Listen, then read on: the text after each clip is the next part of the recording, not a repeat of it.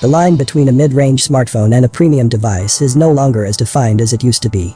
As performance leapfrogs with each successive generation and high-end camera sensors become commonplace in affordable devices, it is increasingly difficult to make the case for splurging on a flagship. When you can score a great design, a beautiful display, a fantastic camera, and smooth performance for half the price of a flagship, why spend more? The Realme X is the latest in a long line of devices that, at least on paper, have everything the average smartphone buyer needs. Does that mean the Realme X is the phone to get if you want to save some money?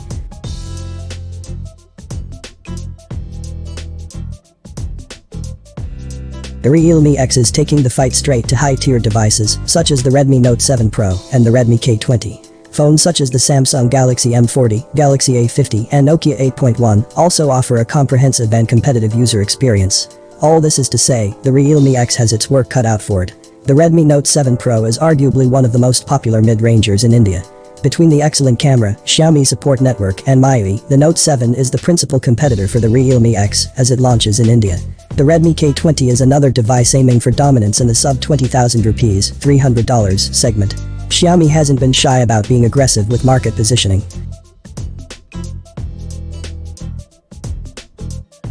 The Realme X, especially the white colorway, is a gorgeous piece of kit. There is a certain elegance and simplicity. Yes, the phone sports a plastic back, but the gleaming white melds into the metal mid-frame and oozes class. It helps that the gently curved back fits comfortably in the palm of your hand. Like most glossy phones, the Realme X is prone to picking up smudges, but these are easy to wipe off and aren't very visible. The camera island is mounted centrally and is surrounded by a metal ring that helps with the aesthetic and to prevent scratches, too. There is no fingerprint scanner here. The phone makes of an in-display print reader for user authentication. While the setup process takes a bit long, I found the fingerprint scanner to be one of the fastest around with excellent reliability. The phone isn't particularly heavy, but it feels appropriately dense to the touch. The power button on the right and the volume rocker on the left both have top-notch tactile feedback and no noticeable wobble. The bottom edge of the Realme X sports a USB-C port, a headphone jack, as well as a grill for the bottom firing speaker. Say what you will about pop-up cameras, but I love the expansive displays they enable. The Realme X is no exception, and the phone boasts an impressive 91.2% screen-to-body ratio. If I had to nitpick, the chin below the screen could have been a bit smaller, but it certainly doesn't ruin the experience. It wouldn't be unfair to say that the Realme X takes some design inspiration from the OnePlus 7 Pro, but the location of the pop-up camera certainly isn't the same. Centrally located, the camera elevates in just 0.7 seconds. Realme put it in the center to allow for more natural-looking selfies. The company claims it has tested the mechanism over 200,000 times and that it auto-retracts the moment the phone detects a fall. Combined with a sapphire glass top, this should assuage any fears you might have about the reliability of the pop-up camera. All in all, Realme has done a rather good job with the Realme X. The phone feels like a premium piece of hardware both in terms of design and build quality. There are a few quibbles, such as the rather terrible haptics motor. The vibration feels imprecise and loose at best. But the fit and finish and overall general attention to detail means we're still inclined to label the phone as rather good hardware.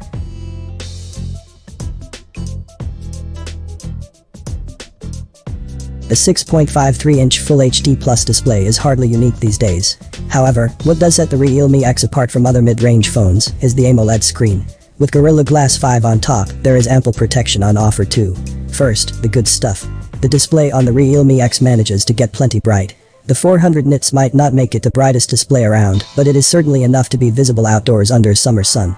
I found the display to be perfectly sharp and the resolution is adequate for the screen size. Unfortunately, this isn't a very accurate display. Color towards cooler shades. There is very noticeable blue shift, and while you can adjust to a warmer tone in the settings, the corrected color is still far from perfect. Saturation levels are predictably boosted and you get punchy tones all the way through. The display certainly cuts it for media consumption, but isn't necessarily the best in class. Unlike the robust display customization options on many of the Realme X competitors, the only option here is to switch between a warmer or cooler tone. Neither of these do much to improve color accuracy. Like most current phones, a blue light filter is built in to reduce eye strain and to make the phone easier on the eyes when viewing it late at night.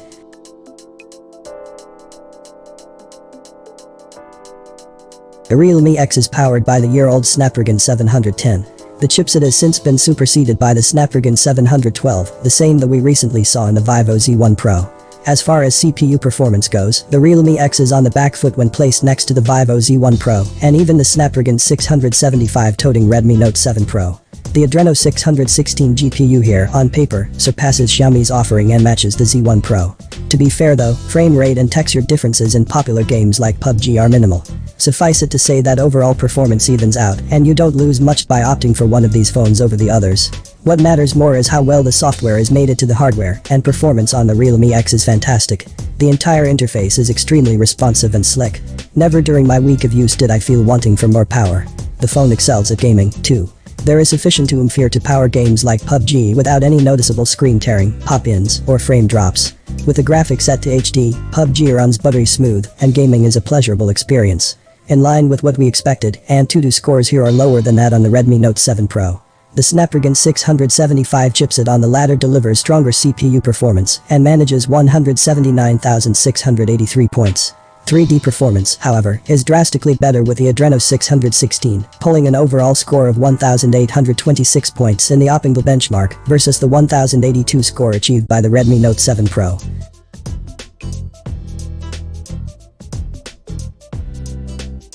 The Realme X doesn't have quite as large a battery as other phones in this price band. However, battery life is fairly competitive. The 3765 mAh battery lasted about 11 hours in our browsing test, while video playback lasted a lot longer at 14 hours and change. While this falls short of phones packing 4000 mAh batteries, it is still sufficient for all-day use. The software is well optimized for the hardware, and I could easily manage 6 hours or more of screen on time with lighter use. Topping off the phone from scratch takes just 83 minutes using the bundle charger. The Realme X lacks wireless charging capabilities.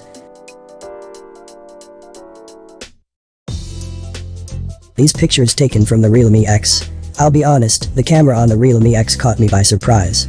The phone consistently managed to take good-looking images. The camera hardware is robust, though the Realme X loses out on versatility because it does not include an ultra-wide or telephoto lens. You do, however, get a secondary depth-sensing camera.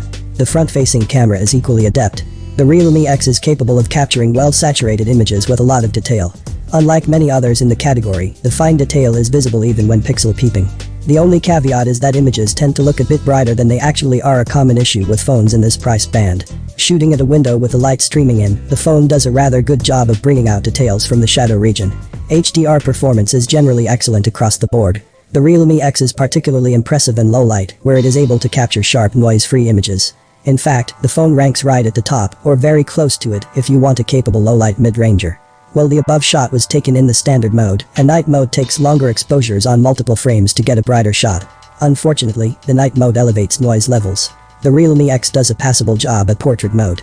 As you would expect, stray hair definitely throws off the algorithms, and the bokeh fall-off is not very natural looking at all. Video capture on the Realme X tops off at 4K, 30 FPS, but lacks any form of stabilization. Footage looks crisp and well saturated, but also fairly shaky unless you use a gimbal or have very steady hands. There are a bunch of options included in the camera, including a full-fledged expert mode that you can use to experiment with photography. Want to take a look at full-resolution Realme X camera samples? We've got you covered. So, that's it for today. Hope you liked the video, and feel free to ask anything in the comments section.